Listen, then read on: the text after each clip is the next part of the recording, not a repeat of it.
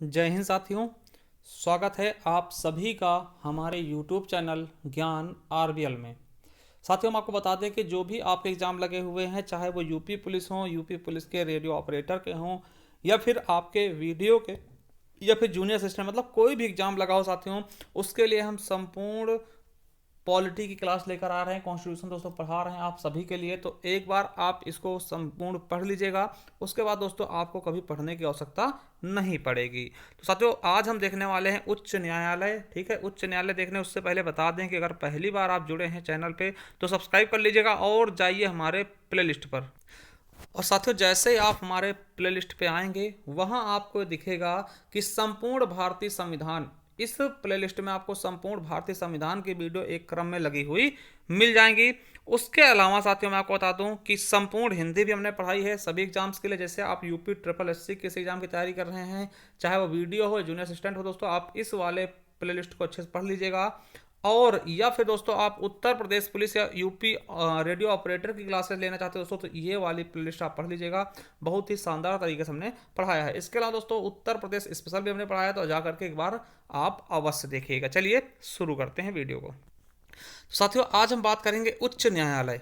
ठीक है, आपको हमने बताया था कि सबसे ऊपर क्या होता है दोस्तों, सुप्रीम कोर्ट। ठीक है, सुप्रीम कोर्ट जो कि दिल्ली में है। फिर दोस्तों उसके नीचे होता है उच्च न्यायालय। ठीक है, उच्च न्यायालय मतलब हर राज्य का एक उच्च न्यायालय होता है। मगर साथियों, एक उच्च न्यायालय एक से अधिक राज्यों का भी संयुक्त रूप से हो सकता है। और बता दें आपको कि टोटल उच्च न्यायालयों की संख्या कितनी है भारत में, तो 25 है। कितने हैं, 25। देखिए, सुप्रीम कोर्ट एक है, उसके नीचे 25 क्या है, उच्च न्यायालय। और उसके नीचे दोस्तों अधीनस्थ न्यायालय भी आते हैं, वो भी हम आगे पढ़ेंगे। तो आज बात होगी उच्च न्यायालय की। ठीक है, आर्टिकल 214 से लेकर के 232 तक दोस्तों उच्च न्यायालय का उल्लेख किया गया है।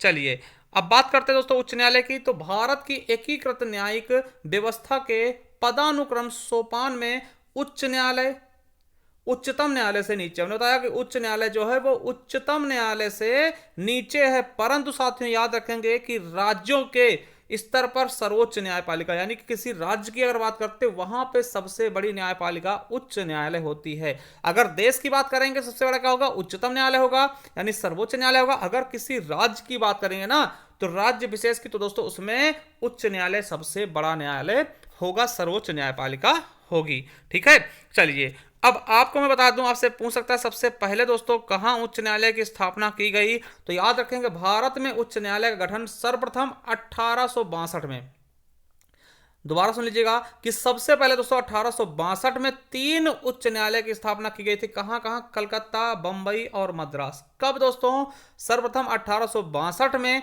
कलकत्ता, बंबई और मद्रास में दोस्तों उच्च न्यायालय की स्थापना की गई थी। क्वेश्चन एग्जाम में पूछा गया है। ठीक है, चलिए उसके बाद दोस्तों कुछ साल बाद, यानी लगभग 4 साल बाद, यानी कि 1866 में दोस्तों चौथे उच्च न्यायालय की स्थापना की गई, इलाहाबाद में हुई थी। ठीक है, यानी चौथा उच्च न्यायालय दोस्तों हमारे यूपी का है। क्या है, हमारे उत्तर प्रदेश का यह चौथा उच्च न्यायालय था। ठीक है, और आपको बता दें ये सबसे बड़ा उच्च न्यायालय, यानी यहाँ पे जजों की संख्या सबसे अधिक है, सर्वाधिक, यानी कि लगभग 160 के आसपास। ठीक है, चलिए अब बात करते हैं दोस्तों कि 1905 के बाद प्रांतीय न्यायालय, देखिए पहले प्रांतीय न्यायालय थे। ठीक है, 1950 के बाद प्रांतीय न्यायालयों को ही राज्य के उच्च न्यायालय का नाम दिया गया दोस्तों। यानी कि जो प्रांतीय न्यायालय थे, अभी तो देखिए ये सारी थी, ये प्रांतीय न्यायालय के रूप में इनका गठन हुआ था कि कलकत्ता प्रांत का, बंबई प्रांत का, मद्रास प्रांत का, है ना। उसके बाद दोस्तों जब 1950 में हमारा संविधान दोस्तों लागू होता है, तो साथियों उस समय इनको प्रांतीय न्यायालयों को ही हम राज्य का उच्च न्यायालय नाम दे देते हैं। ठीक है, समझ गए होंगे। अब देखिए भारत के संविधान में प्रत्येक राज्य के लिए एक उच्च न्यायालय का गठन किया जाएगा, ऐसी व्यवस्था दोस्तों की जाएगी। ठीक है, चलिए अब दोस्तों मगर याद रखेंगे कि 7वां संविधान संशोधन 1956 किया गया। इसमें कहा गया कि 2 या 2 से अधिक राज्यों एवं राज्य संघ क्षेत्रों के लिए संयुक्त उच्च न्यायालय की स्थापना की जा सकती है। यानी कि जरूरी नहीं कि हर राज्य का एक उच्च न्यायालय हो। यानी आपको पता है टोटल हमारे देश में 28 राज्य और 8 केंद्र शासित प्रदेश हैं, मगर साथियों उच्च न्यायालय तो आपके 25 ही हैं, जबकि 36 होना चाहिए अगर प्रत्येक राज्य का हो। तो इसलिए कहा गया कि संयुक्त उच्च न्यायालय भी हो सकता है, 2 या 2 से अधिक राज्यों को या फिर संघ राज्यों को मिला करके उसका एक उच्च न्यायालय बनाया जा सकता है। तो यह है कहानी दोस्तों उच्च न्यायालय से। तो चलिए अब हम इनके आर्टिकल देखते हैं। ठीक है। तो आर्टिकल 214 में आपका उच्च न्यायालय, देखिए 214 124, देखिए इसमें थोड़ा सा अंतर, संख्या वही केवल उलटफेर है। 124 दोस्तों सुप्रीम कोर्ट है ना, तो याद रखेंगे। और दोस्तों आपका 214 में क्या है, हाई कोर्ट। तो 214 में क्या कहा गया कि राज्यों के लिए एक उच्च न्यायालय होगा, राज्यों के लिए उच्च न्यायालय। आपसे पूछेगा उच्च न्यायालय किस आर्टिकल में, तो 214 में। ठीक है, चलिए 215 क्या कहता है कि उच्च न्यायालय का अभिलेख न्यायालय होना। दोस्तों आपको पता है कि हमने उच्चतम न्यायालय में बताया था कि यह भी एक अभिलेख न्यायालय होता है। अभिलेख मतलब क्या होता है कि उच्चतम न्यायालय के जो निर्णय आएंगे, जो कार्यवाही आएंगे और कार्य जो होंगे वो लिखित रूप में होंगे, यानी उनको लिखा जाएगा, तथा उच्च न्यायालय द्वारा दिए गए निर्णयों के साक्ष्य को सुरक्षित रखा जाता है। इन्हीं निर्णयों के आधार पर दोस्तों जो इनसे निचली अदालत होती है, यानी जैसे जिला न्यायालय, यानी जिनको हम अधीनस्थ न्यायालय कहते हैं, वो इन्हीं के रूप में दोस्तों अपने साक्ष्य के रूप में ही मान्य होते हैं। यानी कहने का मतलब क्या है कि दोस्तों जो भी कोई कार्यवाही की जाएगी, जो भी दोस्तों निर्णय लिया जाएगा, जो भी दोस्तों फैसला सुनाया जाएगा, उसको दोस्तों ये लोग नोट करते हैं और उसे ही दोस्तों देख करके निचली वाली अदालत भी क्या करती है, अपना फैसला सुनाती है। मान ले साथियों कि उच्च न्यायालय ने मर्डर के लिए दोस्तों 2 साल की सजा दी। क्या है, उच्च न्यायालय, देखिए समझाने के लिए बता रहे हैं, ऐसा कुछ है नहीं। ठीक है, मान लिया उच्च न्यायालय ने एक मर्डर करने के लिए 2 साल की सजा दी, तो ये दोस्तों लिखा जाएगा। ठीक है, लिखा जाएगा। और इसी को देख करके मान लिया दोस्तों कोई व्यक्ति जिला न्यायालय में जाता है, वहां मर्डर, मतलब उसने मर्डर करके जिला न्यायालय में दोस्तों उसका केस चलता है, तो इसी को देख करके जिला न्यायालय के जो मुख्य न्यायाधीश होंगे दोस्तों वो भी 2 साल की सजा सुनाएंगे। मतलब अपने ऊपर वाले को देख करके ये काम करते हैं। ठीक है, चलिए 216 में क्या कहा गया कि उच्च न्यायालय का गठन, यानी उच्च न्यायालयों का गठन दोस्तों कैसे किया जाएगा। तो आपको बता दें कि भारत में कुल कितने हैं उच्च न्यायालयों की संख्या कितनी है, तो 25 है। तो याद रखेंगे, संख्या आपसे पूछ सकता है कि कितने उच्च न्यायालय हैं, तो आपके 25 उच्च न्यायालय हैं। ठीक है, चलिए अगला है 217 क्या कहता है, उच्च न्यायालय न्यायाधीशों की नियुक्ति व शर्तें। मतलब जो भी यहां न्यायाधीश होंगे दोस्तों उनकी नियुक्ति कैसी होगी और उनके शर्त क्या क्या होंगे उसके बारे में। तो यहां से आपका क्वेश्चन बनता है और बनना भी चाहिए। आपसे पूछेगा कि उच्च न्यायालय के न्यायाधीशों की नियुक्ति कौन करता है, तो ऐसी चीजें आपको पता होनी चाहिए। देखिए याद रखिएगा कि राष्ट्रपति निम्नलिखित में से, देखिए राष्ट्रपति निम्नलिखित से परामर्श करने के बाद उच्च न्यायालय के न्यायाधीशों की नियुक्ति करेगा। यानी राष्ट्रपति आपसे पूछेगा कि उच्च न्यायालय के न्यायाधीशों की नियुक्ति कौन करेगा, तो बताइएगा राष्ट्रपति। किससे किससे परामर्श लेगा, यानी सलाह किससे किससे पूछेगा कि भैया किसको करे, तो वो दोस्तों किससे किससे पूछेगा। तो पहली चीज भारत के मुख्य न्यायाधीश से, दूसरा उस राज्य के, जिस राज्य के राज्यपाल को नियुक्त, सॉरी जिस राज्य के मुख्य न्यायाधीश को नियुक्त करेगा राष्ट्रपति, उस राज्य के राज्यपाल से सलाह लेगा। ठीक है, परामर्श लेगा। उसके अलावा उच्च न्यायालय के मुख्य न्यायाधीश के अतिरिक्त किसी अन्य न्यायाधीश की नियुक्ति के मामले के संबंधित उस मुख्य न्यायाधीश से भी सलाह लेगा। यानी कि अगर अन्य न्यायाधीशों की नियुक्ति करना है तो उस न्यायालय के मुख्य न्यायाधीश से भी सलाह लेगा। ठीक है, समझ गए होंगे। देखिए अगर दोस्तों मुख्य न्यायाधीश की नियुक्ति करना है तो दोस्तों उस राज्य के, देखिए भारत के मुख्य न्यायाधीश से बात करेगा और उस राज्य के राज्यपाल से। अगर दोस्तों अन्य न्यायाधीशों की नियुक्ति करना है तो देखिए तो क्या करेगा, किसी राज्य, मान लीजिए यूपी के दोस्तों इलाहाबाद के अन्य न्यायाधीशों की नियुक्ति करना है तो क्या करेगा, राष्ट्रपति जी क्या करेंगे, पहली चीज भारत के मुख्य न्यायाधीश से बात करेंगे जो वाईवी चंद्रचूड़ जी हैं। ठीक है, डीबी चंद्रचूड़ जी है ना, उनसे बात करेंगे। और राज्यपाल से बात आनंदीबेन पटेल से बात करेंगे। और दोस्तों जो उत्तर प्रदेश के मुख्य न्यायाधीश हैं, है ना, उत्तर प्रदेश यानी इलाहाबाद हाईकोर्ट के मुख्य न्यायाधीश, उनसे भी बात करके अन्य न्यायाधीशों की नियुक्ति करेंगे। ठीक है, चलिए तो देखिए ये एक चीज कॉमन होता है, चाहे दोस्तों सर्वोच्च न्यायालय के न्यायाधीश हो या दोस्तों उच्च न्यायालय के न्यायाधीश, दोनों की नियुक्ति कौन करता है, तो राष्ट्रपति ही करते हैं। यहां पे कंफ्यूजन मत होना, क्योंकि जहां राज्य का नाम आता है वहां दोस्तों राज्यपाल बता देते, तो राज्यपाल वाली गलती आप मत करना। ठीक है, चलिए अब दोस्तों 217 आर्टिकल 217 के 2 में क्या कहा गया है कि योग्यताएं, न्यायाधीशों की योग्यता क्या होनी चाहिए, वो चीज। पहली चीज तो भारत का नागरिक हो, पागल या दिवालिया ना हो, है ना, वो चीजें सब पे लागू होती है। ठीक है, जो मेन है ये समझिए, उसे भारत के न्यायिक कार्यों में कम से कम 10 साल का अनुभव हो। ठीक है, वो न्यायिक कार्यों में दोस्तों कम से कम 10 साल का उसका अनुभव होना चाहिए, या वह उच्च न्यायालय या अन्य अदालतों में दोस्तों 10 साल तक अधिवक्ता रहा हो। ठीक है, अथवा, ठीक है, यानी दो में से कोई भी एक चीज वो पूरा करता हो। ठीक है, चलिए अब 219 का कहता है कि उच्चतम न्यायालयों के न्यायाधीशों द्वारा शपथ या प्रतिज्ञान, दोस्तों उच्चतम न्यायालय के न्यायाधीश शपथ कैसे लेंगे उनके बारे में बताया गया है। तो कौन दिलाएगा, तो समझिएगा जो उच्चतम न्यायालय के न्यायाधीश हो, दोस्तों उच्चतम नहीं, उच्च कर लेना, यहाँ पे उच्चतम नहीं उच्च न्यायालय, ठीक है, गलती से छप गया है। तो उच्च न्यायालयों के न्यायाधीशों द्वारा, अच्छा इनके द्वारा शपथ दिलाया जाएगा। देखिए, हाँ सॉरी सॉरी, देखिएगा, उच्च न्यायालय के मुख्य न्यायाधीश अथवा न्यायाधीशों को राज्यपाल या उसके अधिकृत किसी व्यक्ति द्वारा शपथ दिलाया था, यानी कि जो उच्च न्यायालय के न्यायाधीश होंगे या अन्य न्यायाधीश होंगे उनको दोस्तों कौन शपथ दिलाएगा, या तो राज्यपाल जी दिला देंगे या फिर वो किसी व्यक्ति को सौंप देंगे कि भैया आप ही इनको दिला दीजिए। ठीक है, तो यहां पे दोस्तों लिख लेंगे उच्च न्यायालय, ठीक, उच्चतम नहीं, उच्च न्यायालय के न्यायाधीशों द्वारा शपथ, है ना। तो कौन दिलाएगा, तो राज्यपाल या दोस्तों उसके द्वारा अधिकृत किसी व्यक्ति द्वारा। ठीक है, चलिए अब दोस्तों इनका कार्यकाल कितना होता है, जो न्यायाधीश होता है दोस्तों 62 वर्ष तक, दोस्तों 62 वर्ष तक ये पद पे बने रहते हैं। और ये अगर अपना पत्र देना चाहें, सॉरी अपना त्याग पत्र देना चाहें कि हम उससे पहले ही अपना त्याग पत्र दे दें, तो वो दोस्तों राष्ट्रपति को लिखित रूप से त्याग पत्र दे सकते हैं। यानी किसी भी न्यायालय का न्यायाधीश दोस्तों, उच्चतम न्यायालय का, उच्च न्यायालय का न्यायाधीश दोस्तों अपना त्याग पत्र देना चाहता है तो राष्ट्रपति जी को लिखित रूप से अपना त्याग पत्र सौंप सकता है।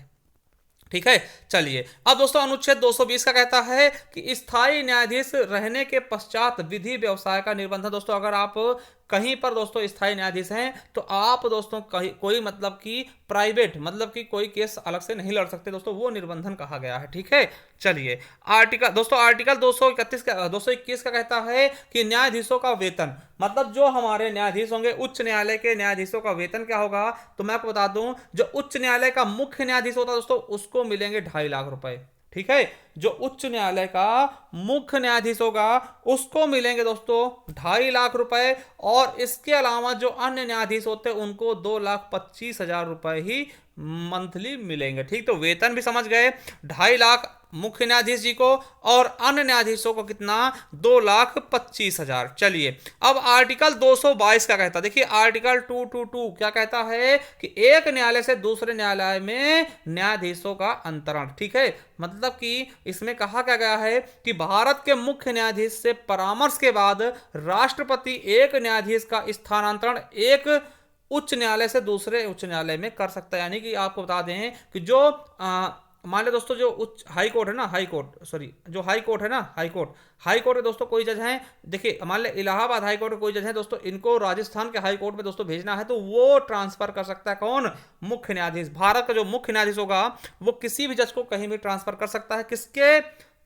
दोस्तों, परामर्श के बाद, तो राष्ट्रपति से परामर्श लेने के बाद। यानी कि एक जज का दूसरे न्यायालय में, ठीक है, एक न्यायालय से दूसरे न्यायालय में ट्रांसफर करना किसी जज को, वो कौन करेगा, राष्ट्रपति करेंगे, सॉरी मुख्य न्यायाधीश करेगा, भारत का मुख्य न्यायाधीश करेगा, सर्वोच्च न्यायालय का मुख्य न्यायाधीश करेगा, किसकी सहमति पर, किसकी सलाह पर, किसके परामर्श पर, तो राष्ट्रपति जी से परामर्श लेके। ठीक है, बिल्कुल अच्छे समझ रहे होंगे। चलिए 223 का कहता है कि कार्यकारी मुख्य न्यायाधीश की नियुक्ति, यानी कि समझिएगा मुख्य न्यायाधीश के अनुपस्थित में, मान ले दोस्तों कि जो मुख्य न्यायाधीश होता है किसी भी उच्च न्यायालय का मुख्य न्यायाधीश नहीं है, तो दोस्तों उसकी अनुपस्थित में एक कार्यकारी मुख्य न्यायाधीश की नियुक्ति का भी अधिकार होता है। एक कार्यकारी मुख्य न्यायाधीश की नियुक्ति कैसे होगी, वो आर्टिकल 223 बताता है।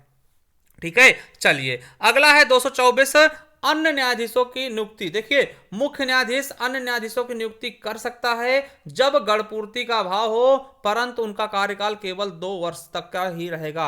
आपको बता दें, देखिए गणपूर्ति का तो दोस्तों जब क्वारम है ना, जिसको क्वारम बोलते हैं दोस्तों, उनमें कमी होती है। ठीक है, जब दोस्तों जजों की कमी होती है ना, ऐसा महसूस होता है, तो दोस्तों जो मुख्य न्यायाधीश होगा ना वो दोस्तों अन्य न्यायाधीशों की नियुक्ति कर सकता है। ठीक है, गणपूर्ति यानी कोरम को बनाए रखने के लिए, मगर जो अन्य न्यायाधीश आएंगे उनका कार्यकाल ज्यादा ज्यादा दोस्तों कितना होगा, 2 साल ही हो सकता है। ये आर्टिकल 224 कहता है। और दोस्तों 226 याद रखेंगे, आर्टिकल 226 बहुत ज्यादा इंपॉर्टेंट, क्या करता है, रिट जारी करता है दोस्तों। कुछ रिट निकालने के लिए उच्च न्यायालय की शक्ति दोस्तों ये अपने से निचले न्यायालय को रिट जारी कर सकता है दोस्तों। कब जारी करेगा, तो जब दोस्तों मूल अधिकारों का हनन होगा, यानी उच्च न्यायालय के द्वारा मूल अधिकारों की रक्षा के लिए दोस्तों रिट जारी करना। जैसे आपको पढ़ाया होगा हमने कि आर्टिकल दोस्तों देखिए संवैधानिक उपचारों के अधिकार में दोस्तों आपको पता होगा कि वहां भी सुप्रीम कोर्ट दोस्तों रिट जारी करता था। ठीक है, तो यह चीज आप याद रखिएगा कि आर्टिकल 226 आपका मोस्ट से भी मोस्ट इंपॉर्टेंट है। रिट जारी करने का अधिकार किसका, उच्च न्यायालय जी का। ठीक है, चलिए अब दोस्तों 231 का कहता है, तो आर्टिकल 231 का कहता है 2 या 2 से अधिक, समझिएगा 2 या अधिक राज्यों के लिए एक ही उच्च न्यायालय की स्थापना दोस्तों, ये आपका 231 31 कह रहा है। ठीक है, समझ गए होंगे। चलिए, अपीलीय न्यायालय क्या है दोस्तों, ये समझ लीजिएगा। अपीलीय न्यायालय क्या होता है ये समझ लीजिएगा।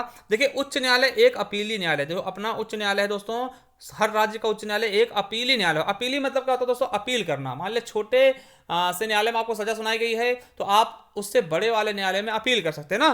तो समझिएगा, उच्च न्यायालय एक अपीलीय न्यायालय है। इसके देखिए, इसमें संबंधित राज्य क्षेत्र के अंतर्गत आने वाले अधीनस्थ न्यायालयों के आदेशों के विरुद्ध सुनवाई की जा सकती है। मान लिया दोस्तों, हम रायबरेली जिला से हैं दोस्तों, मान लिया रायबरेली जिला में दोस्तों किसी चीज के लिए है ना, किसी को सजा दे दी गई है ना, तो दोस्तों वो अपने से बड़े न्यायालय यानी कि उच्च न्यायालय में अपील कर सकता है, इसीलिए इसको अपीलीय न्यायालय कहते हैं। दोस्तों आपको पता है कि सब अंतिम अपीलीय न्यायालय कौन सा होता है दोस्तों, सुप्रीम कोर्ट, उससे आगे कोई भी अपीलीय न्यायालय नहीं। हाँ, राष्ट्रपति जी के पास जा सकते हैं, मगर वो कोई अपीलीय न्यायालय नहीं होता। ठीक है, तो यानी कि आपने देखिए, तो अधीनस्थ न्यायालय में आपको कोई सजा दी गई तो आप अपील कर सकते हैं कहां, उच्च न्यायालय, तो इसीलिए इसको अपीलीय न्यायालय कहते हैं। तो याद रखेंगे कि उच्च न्यायालय एक अपीलीय न्यायालय है, जिस इससे देखिए, इसमें संबंधित राज्य क्षेत्र के अंतर्गत आने वाले अधीनस्थ न्यायालयों के आदेशों के विरुद्ध सुनवाई की जाती है। मतलब अगर राज्य क्षेत्र आपके देखिए, मान लिया रायबरेली, देखिए उत्तर प्रदेश, तो उत्तर प्रदेश जितने भी जिला न्यायालय होंगे उनके खिलाफ दोस्तों आप जा सकते हैं।